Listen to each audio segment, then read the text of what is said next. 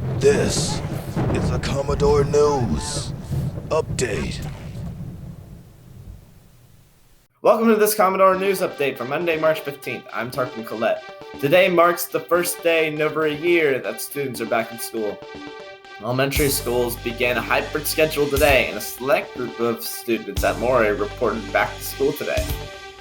On Friday, the Commodore football team charged back into the win column with a resounding 64-6 victory over Granby. Now here's Chris Dayton with details about a busy sports schedule. Thanks, Tarquin. It sure is busy with events every day this week, starting today with the undefeated boys and girls volleyball teams in action against Churchland. The girls play at 4, followed by the boys at 5:30.